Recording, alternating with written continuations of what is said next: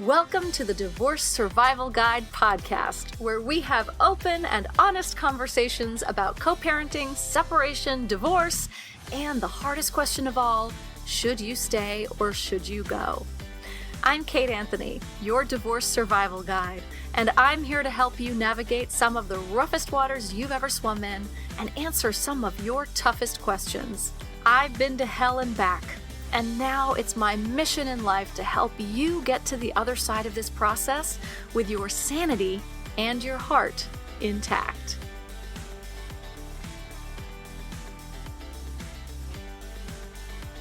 Hey everyone, welcome back. Happy November. Oh my goodness, we are moving into holiday season. You know, I have some past podcast episodes that I think you guys should go check out. I have one with Michelle Dempsey Multack about how to handle the holidays and divorce. We'll link them in the show notes. I don't really want to reinvent the wheel because I've done a bunch of things on holidays before. So we'll just link to them so that you can get pointed to some of the best resources that I have on those. And today I'm bringing back my dear friend, Dr. Marie Cocchiola.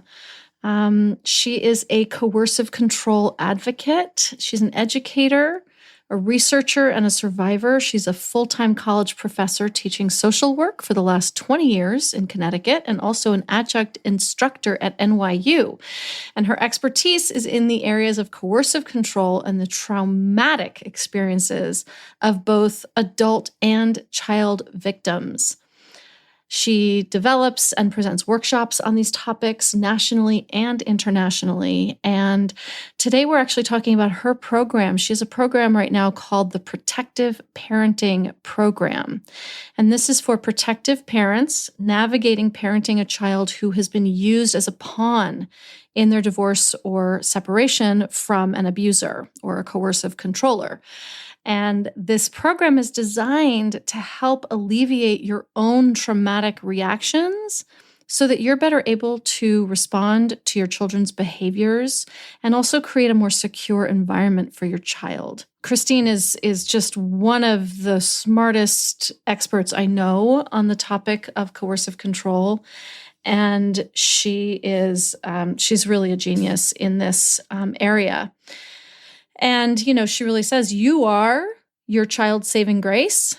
And so it's really important to ignite, reignite, and foster the attachment that you have with your child in order to give them the safe place and the safe landing place that they need while you're going through this really tricky time. So without further ado, I am going to turn this over to my conversation with Dr. Marie Cocchiola. Christine, thank you so much for coming back on the show. I always love talking to you, and I'm excited for this conversation in particular. Thank you for having me, Kate. All right, we are talking about children and children who are the victims of the coercive controlling behavior by an abusive partner and parent, right? So should we first start out with redefining for my audience, those who don't know, what is coercive control? What do we mean by that? Sure. So it is definitely a word that we're using more and more, but it's been around for a long time. So it's something that's been used when we describe prisoners of war who actually will align with their prisoners, whoever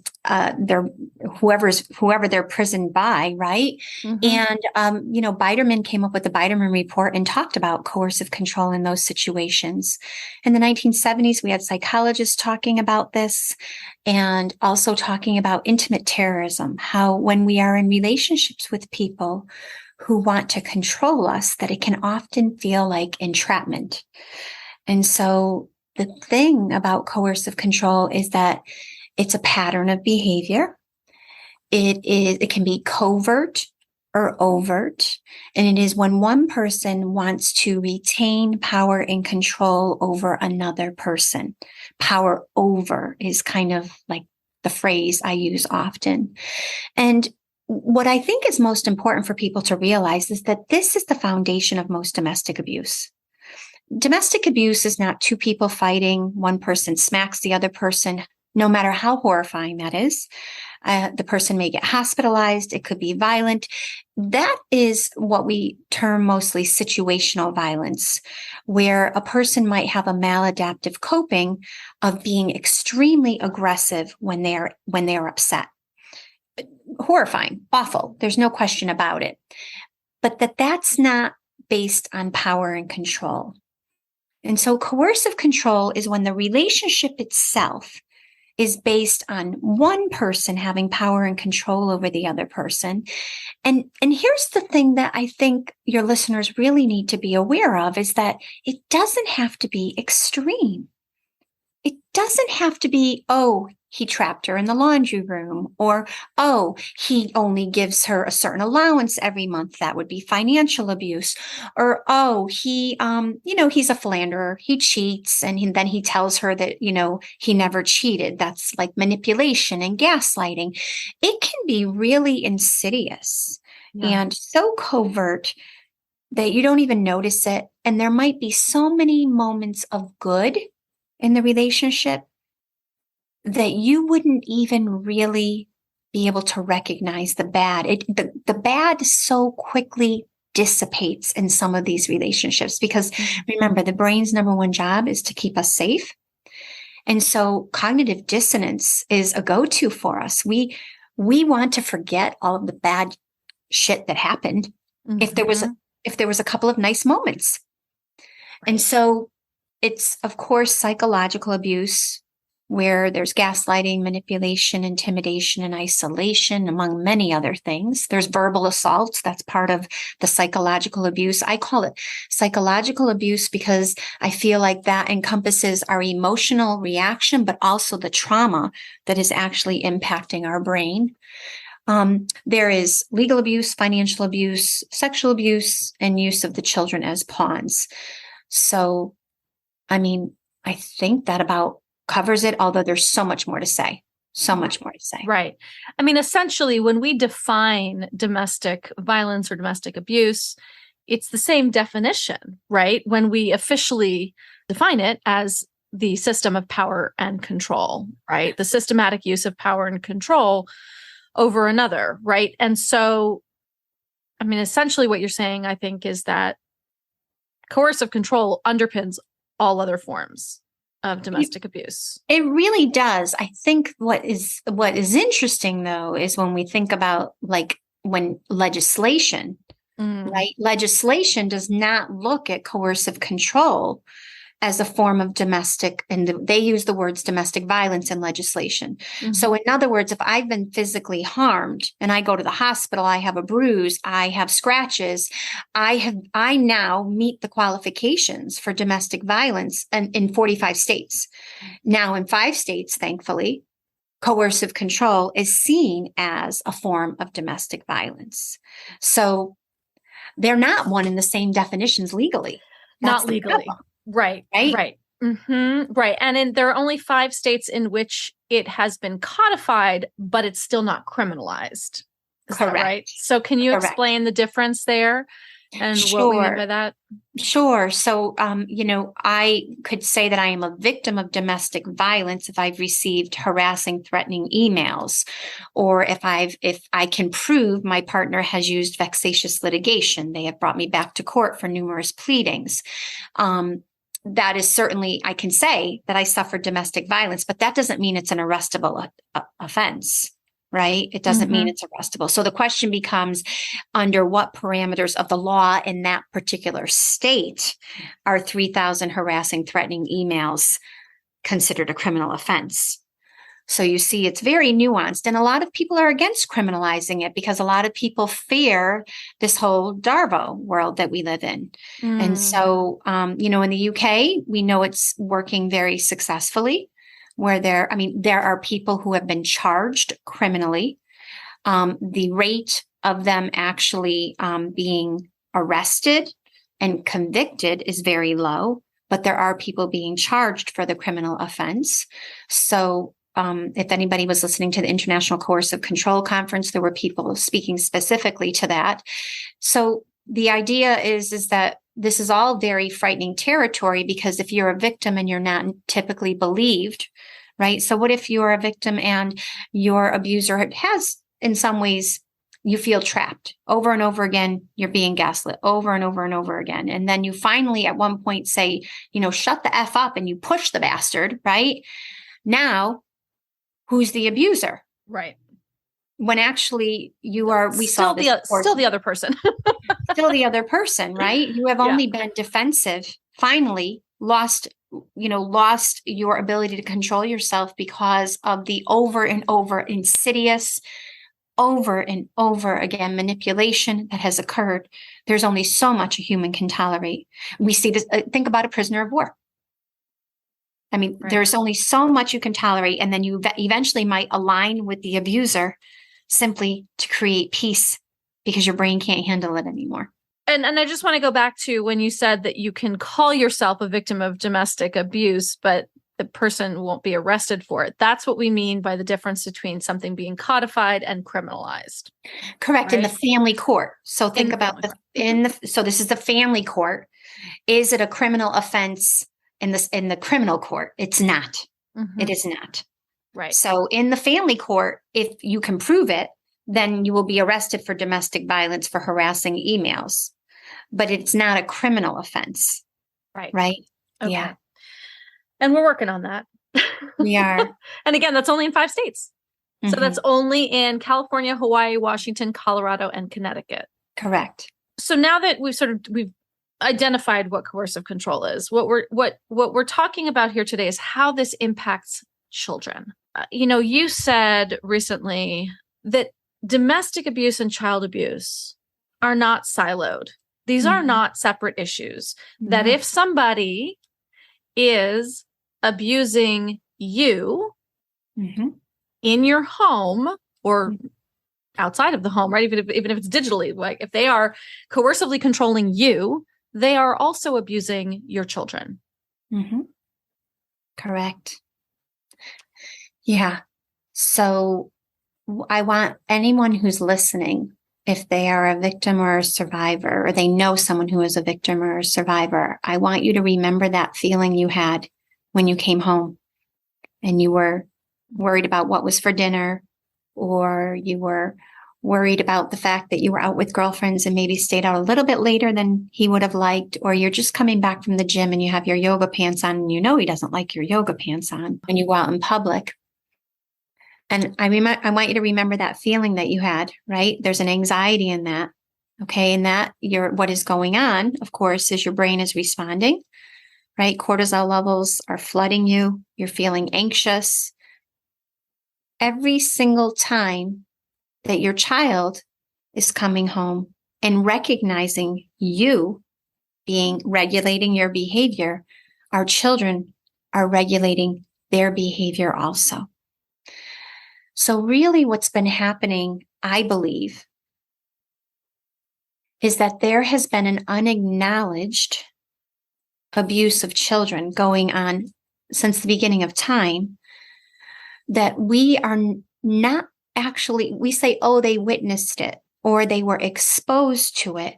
And I am suggesting, and the research affirms over and over again, that children learn to regulate their behavior in these homes. They learn very clearly how they should behave in order to keep equilibrium, and that is a trauma response. Yep.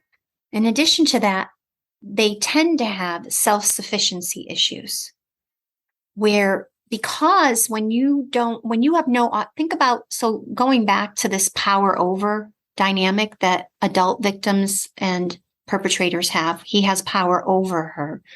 She's stripped of her autonomy, her ability to really know what she should know. That's no fault of her own, But the reality is he has done this slowly, insidiously over time.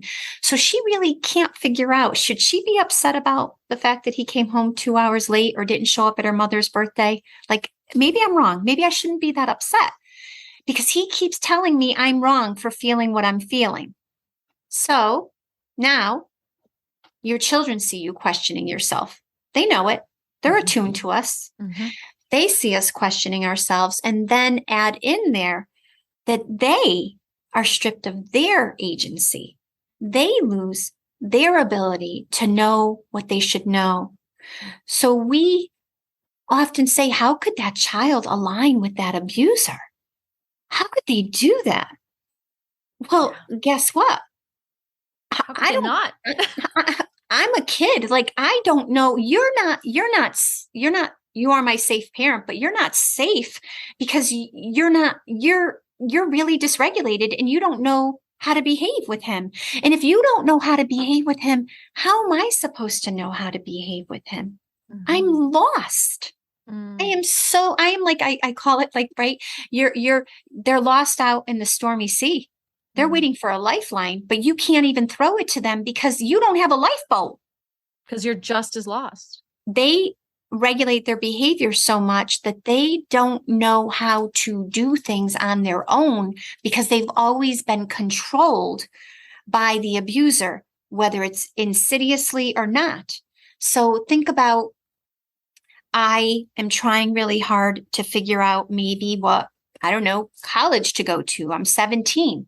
Am I going to choose that college based on what I think the abuser wants? Mm-hmm. Because if I don't keep him happy, then I've seen what he does when he's not happy with you, Mom.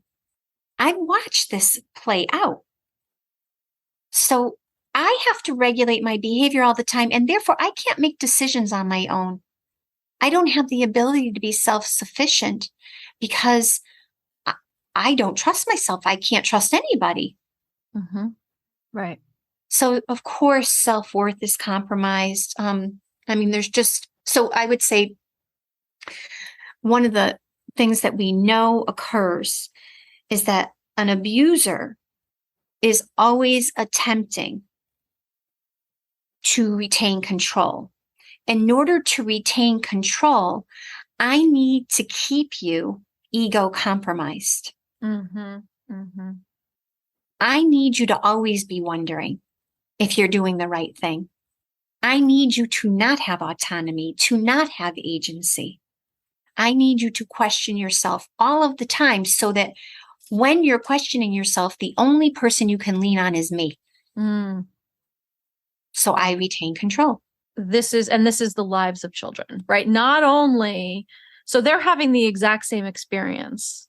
I believe they are, yes. That the victim survivor is having. And they also they don't have a parent. They don't have that they have a safe parent, but they don't really have a safe parent because they don't have any model for safety, security. Right. Which is why it's so important that we continue to show up empowered. And this is, and I'm not suggesting this is easy. No, I'm not suggesting this is easy, but they need to know, and so here's the other thing is that sometimes these kids can be reactive with us, right? We get their worst. Because we're the safe one. They know deep down inside we are the safe one, but they can't lean on us because we don't behave safe when we're with the abuser. We are accommodating with the abuser. Mm-hmm. So we get their arrows. They just literally, some of these kids can be, I think I've heard moms say, she mimics the abuser. Right. She's behaving just like he did to me. And how do we withstand that? And I say to moms over and over again, you are the adult trauma victim. You have a developed brain. They are children. They are the child victim. So guess what? I'm like, this sounds a little snarky here, but I'm sorry that shit hurts you. I'm sorry it does.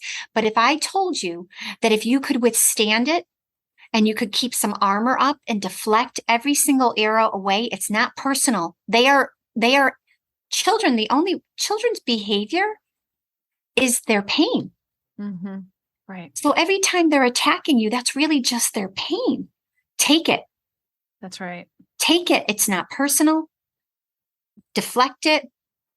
Do not let them see that this is breaking you, because what we want them to see is that no matter what they throw your way, you love them and you will be there unconditionally, because guess what? That abuser, his love is totally conditional.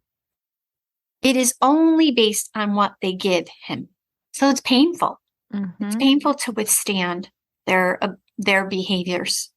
It is. And I think that, I think the other reason that kids can do this, and correct me if I'm wrong, right, is that in their world, there are two options.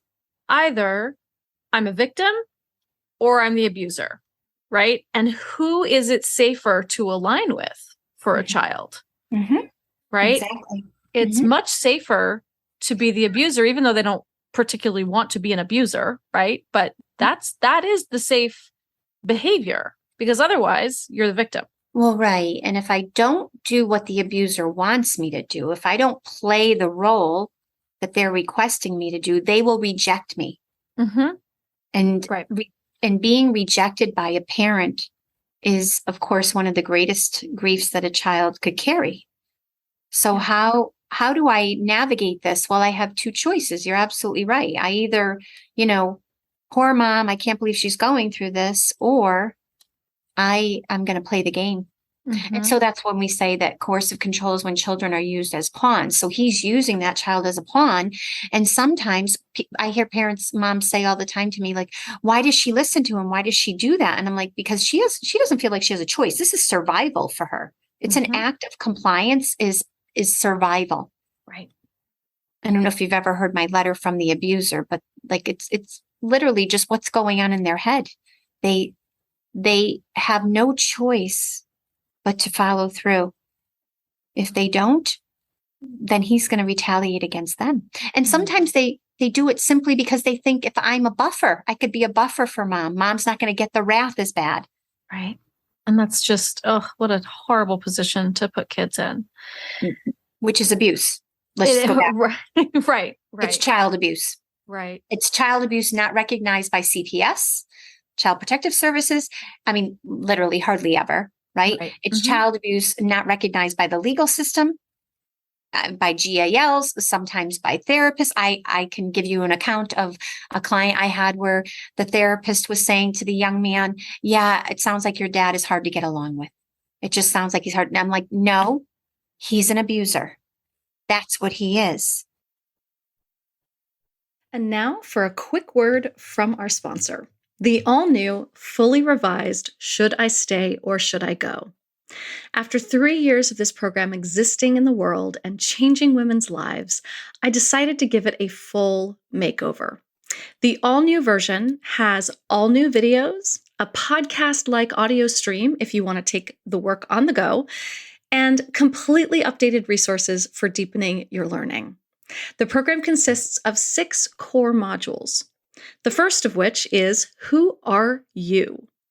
This is the section in which you dig deeply into your own personal development and get in touch with your inner guide, slay your inner critics, mine for values, and learn how to set healthy boundaries. The second module is How You Learn to Love and helps you understand your attachment style, love languages, and how to properly love and care for the most important person in all of this, yourself. Module 3 is called Why Are Women So Exhausted? And breaks down some of the issues around toxic masculinity and male entitlement, the myth of being a stay-at-home mom, and answers the question, he's fine. Why can't I just be happy?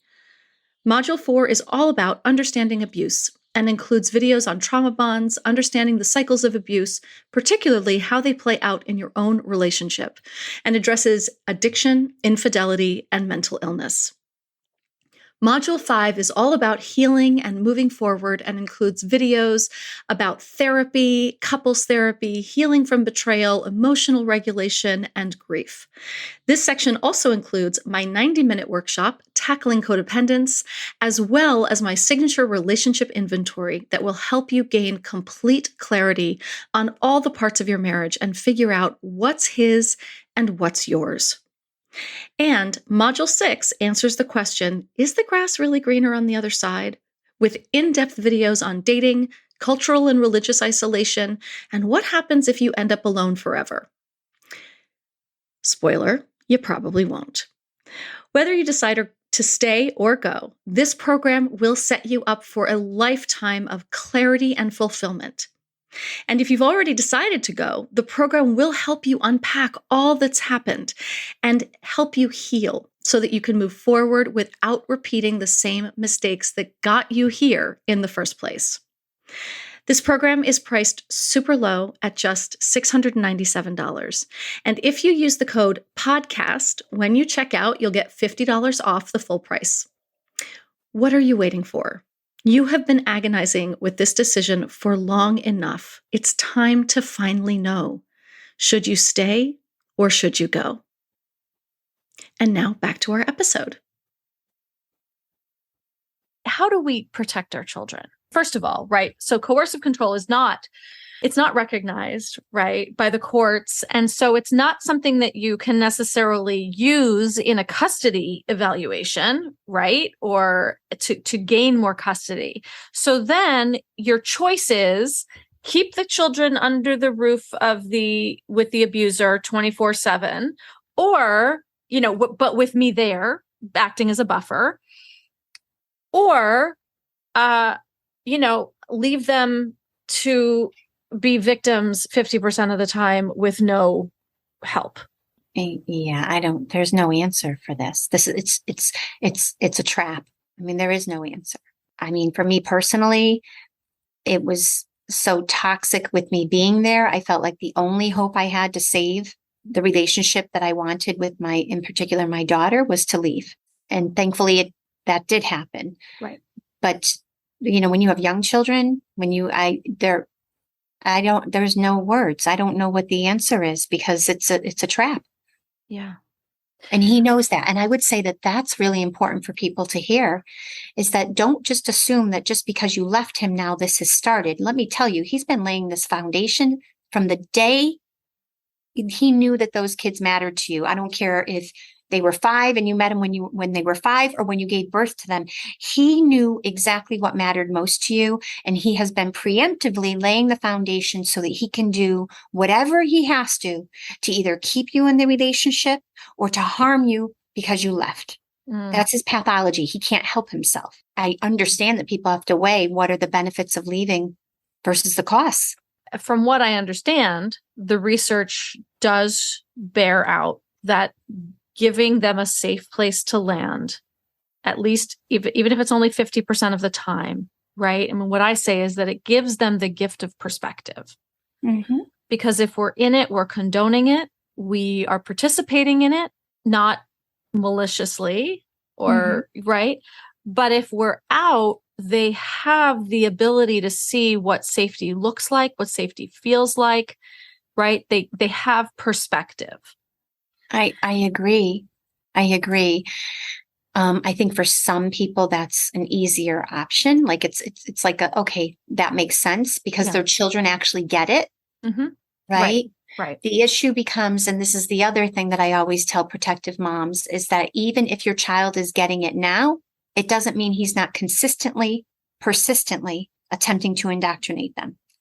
So if they get it and they like, mommy, I want to be with you more, they understand that you are the safe parent. That doesn't mean that that's not going to change on a dime. Right. And so you have to be actively working all of the time to create the foundation that they clearly know. There's no question. And that comes from us being more regulated, by the way, even though we're being triggered all the time. Mm-hmm. It really comes from them seeing us consistently as the calm parent who is able to regulate. Right. Versus we have to be different than the abuser describes us. and we have to be different than they expect us to be. So maybe they had seen us in that relationship, maybe crying, being dysregulated, reasonable. We have to be different in these circumstances with them. That's so interesting, right? Because, right, they needle us, they're controlling us, they're right. And then we lose our shit and they're like, wow, mom's a little like unstable. Mm-hmm. Never mind who destabilized us. Right. Mom's unstable. Right. Mom's unsafe, right? So it's our job. What Mm-hmm. you're saying is it's our job to become so regulated that in the face of all of their attempts at destabilizing us, we are still strong in ourselves. And I think the only way that that can be done is out of the house. Well, I would say that you can't heal from the trauma while you're living in the trauma, right? There's that, number one. Mm-hmm. Right.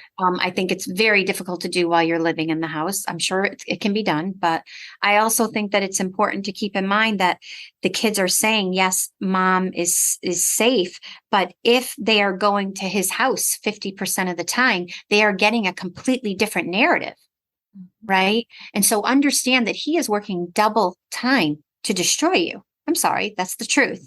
If he is working double time to destroy you and to create ego compromise in your child, so your child always is questioning themselves and always wondering where they're safe, even if they know they're safe with you, you have to understand that you have to be working triple time while they're with you. One of the things I say to my moms that I think is like, people are like, really? I'm like, yeah, you have to fake it till you make it.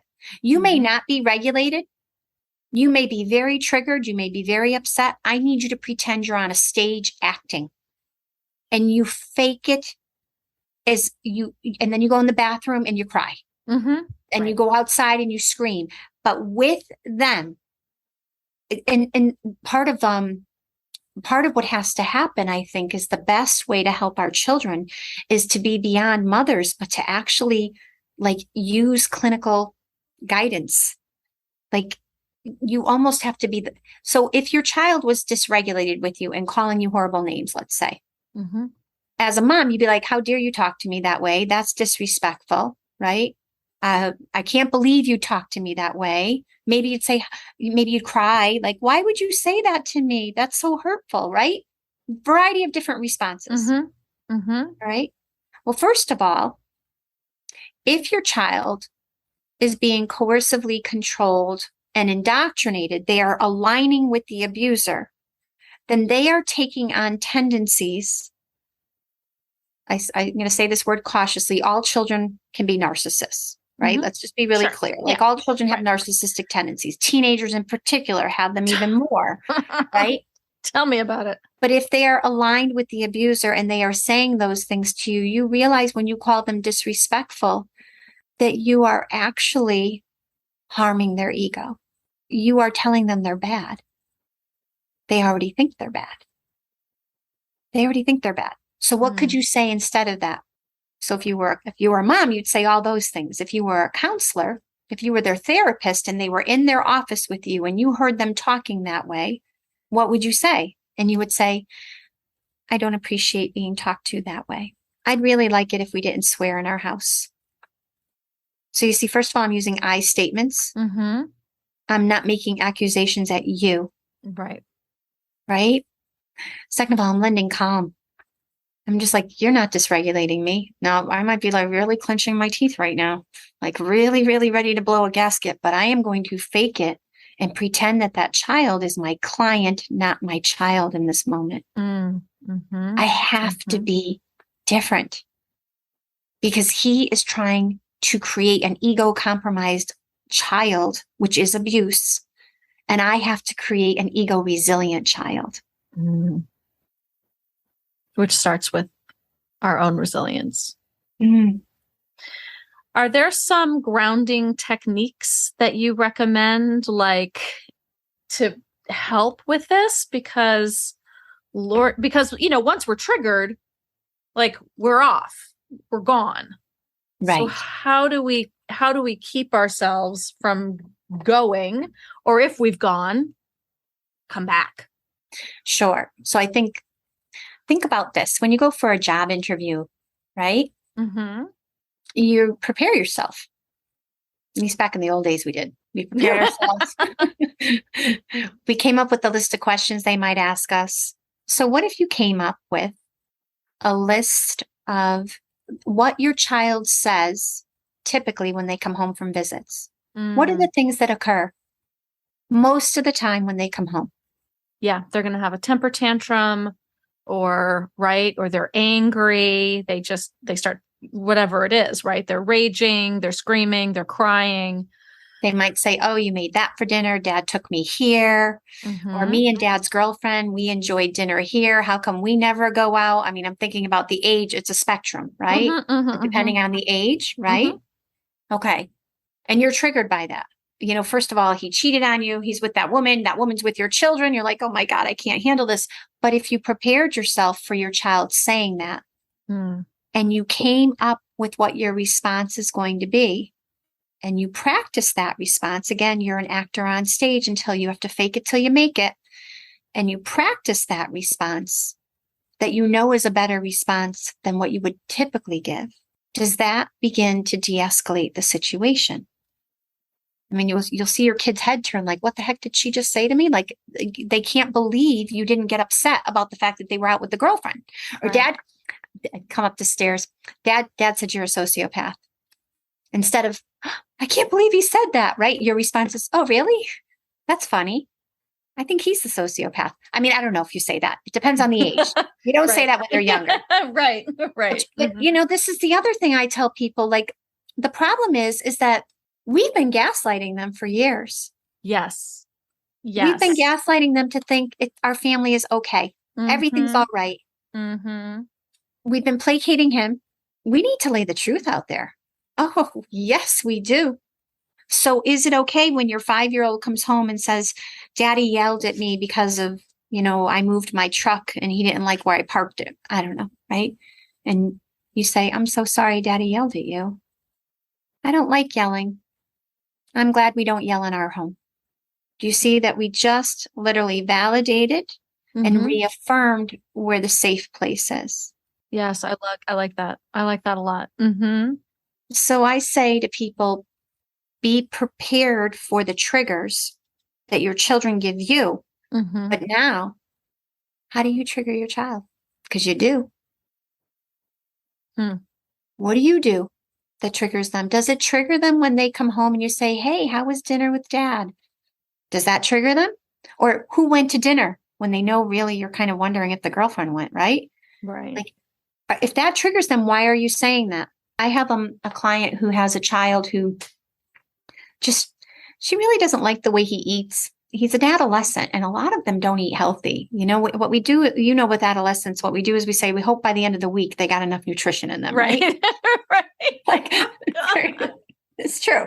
You know, worst. It's the worst. That's what I was thinking. I was like, okay, over the course of the week, did he have any vegetables that Right. So I'm trying to, but this mom often calls out his eating. And I said to her, so that's your issue. His eating is your issue. What can you let go of? You know, what, you know, so adolescents like to stay up till 1 or 2 in the morning.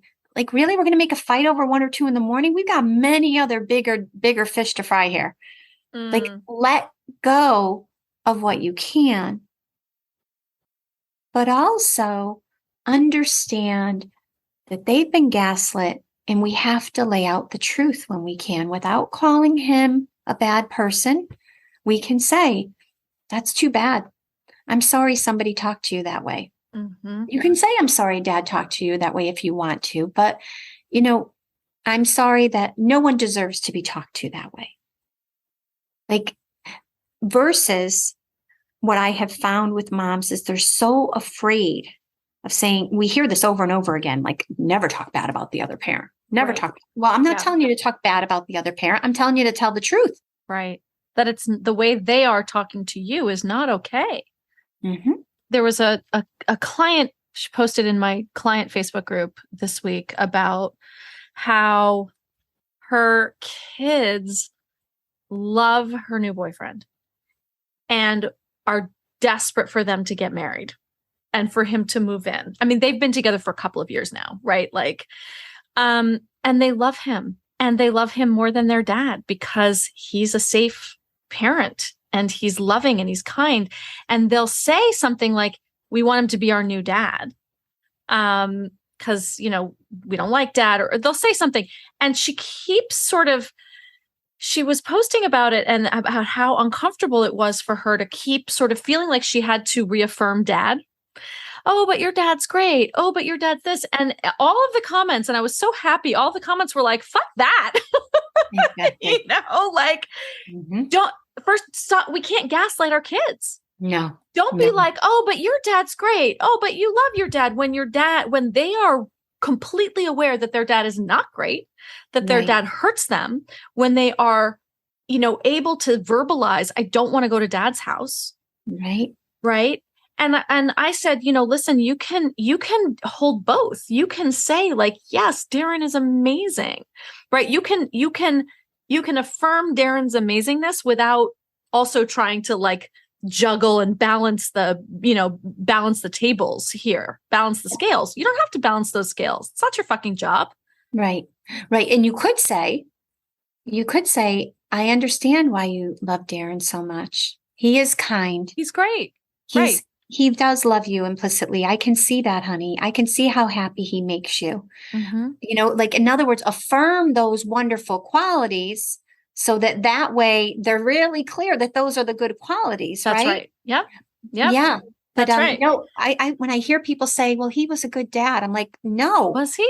He was never. No. Right. So let's be clear. If you were married to a coercive controller, you were ever married, had a partner who was a coercive controller, they are not good human beings. They are actually the worst human beings on the planet because they try to harm people in insidious ways. And frankly, they are never good parents. I don't care who they are not good parents. They don't love unconditionally. The number one thing that every child needs to have a healthy ego, to have ego resiliency, is to have the love of unconditional love and positive regard from at least one primary caretaker. And that person is not that. And that person harms their ego. Yeah. When somebody is going to use your child against you to harm you, but knows they're harming them and doesn't give a shit about that, I'm sorry. They are the evil on this planet. Right. Because I hear all the women being like, well, but he doesn't mean it. It's just that he had a really hard childhood. And, he was so wounded and he didn't get unconditional love. Doesn't matter. Abuse is a choice. We all, listen, this is the thing. So there's a Harvard study that shows that we are all born either a little ego compromised or ego resilient based on genetics. Mm-hmm. Okay. And that the environment we grow up in is going to either enhance that, right? Ego resiliency or harm it. Right. And so for the abuser, he evidently may have been born in an ego compromised state. And then he grew up in a home where his ego was not able to grow in a healthy way. That's not your fucking fault. And it's definitely not your children's fault. That's right. And he chooses. So there are people, this. I know you do, Kate. We know people who have had horrible childhoods and they end up being decent human beings. That's right. Yeah. I mean, they end up finding the resiliency within themselves to be decent human beings. And so no, there is no excuse for abuse. And I know that's a silly, feels cliche at this point, but there's no excuse for it. And no, he is not a good person. I don't think it's cliche at all. I think it's important to restate because I hear it all the time. He's a really great guy. It's just that he struggles with blah, blah, blah. I struggle with all sorts of shit, but I go to therapy and I get on medication and I change behaviors that hurt other people because they're not okay. Are these people, coercive controllers in particular, are they capable of love? Do they love their children? You're going to send me down the rabbit hole of the pathology, which I love to talk about. I love it too. Let's go. Yeah. So not all narcissists are coercive controllers, but all coercive controllers are narcissists. They do not have the ability they think they love.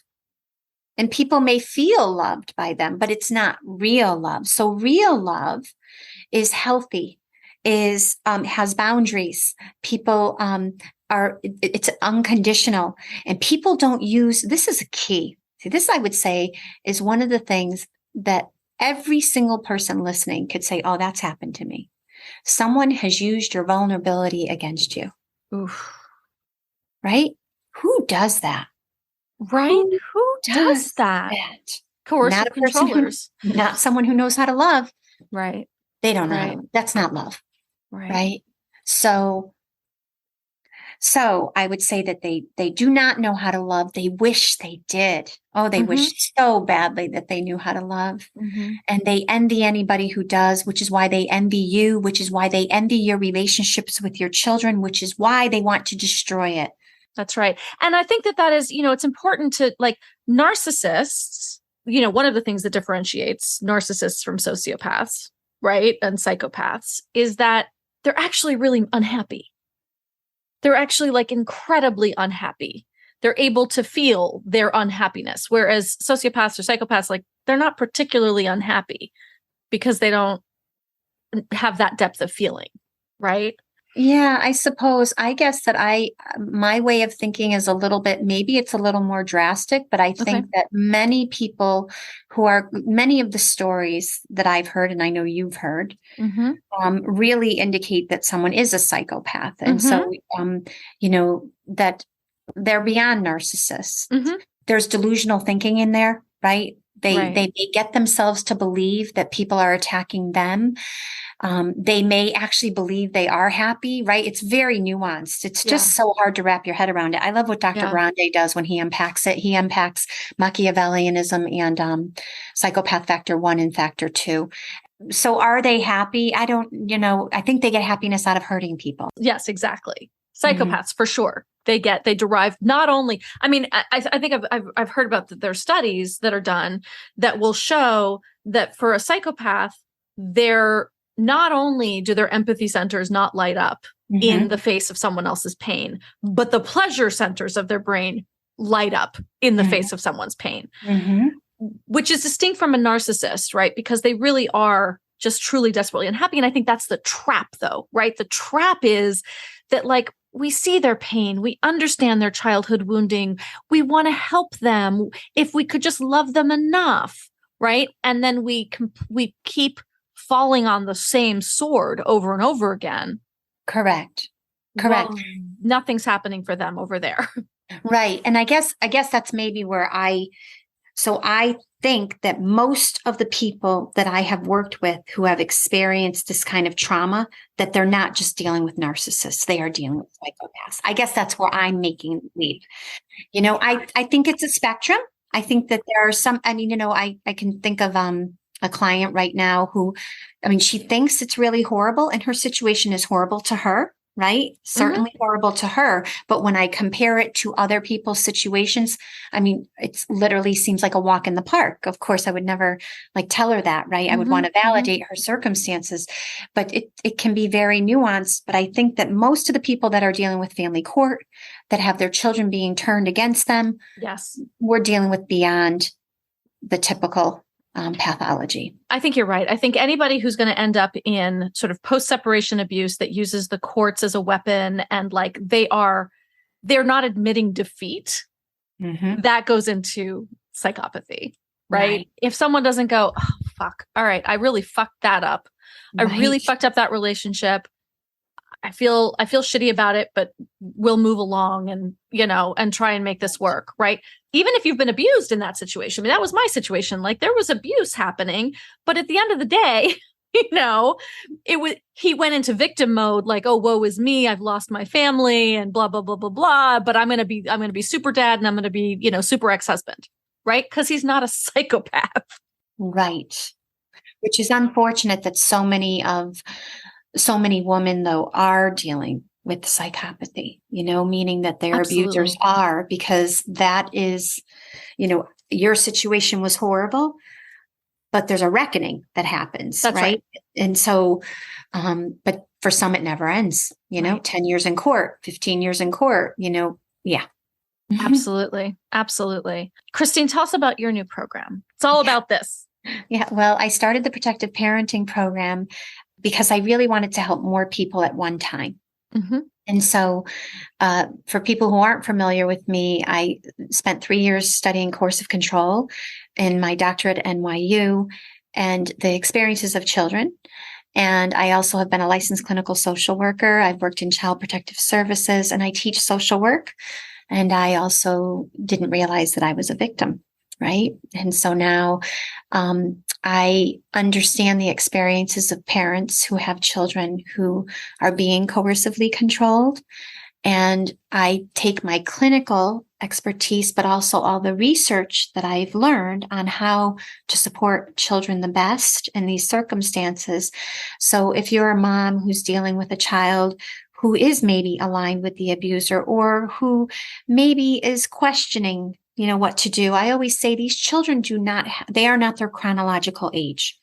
If you have been coercively controlled, you are not 10, like a typical 10-year-old. Mm-hmm. Your ego has been so compromised that you don't see things clearly. And so how the role of the program is to create trauma-informed mamas. An army of trauma-informed moms. I love it. And so that moms learn why it's so important to acknowledge their trauma, but also we talk about grief, because literally this whole shit show is grief. Mm-hmm. It's grief of what we thought we had with the abuser. It's grief of the child we thought we were raising, because these children have been so harmed. It's just so much grief. And I call it disenfranchised grief, because, and experts do too, because it's like grief that you can't really talk about with other people, because other people don't really get it if they haven't experienced it. So we talk about that. We talk about what your triggers are, what your child's triggers are, how to become more regulated, understanding your child's brain and how it functions and how yours functions. And then also how to be consistent with boundaries to help your child build trust in you. They really, really begin to see you, because listen, they are always attached to you. You had an attachment with them at birth. That will never go away, but he's trying to fracture it. So how do we build and strengthen it so that they begin to show empathy and have more agency and move towards resiliency and a stronger attachment with you? And this is a marathon. It ain't no sprint. That's right. This is a marathon.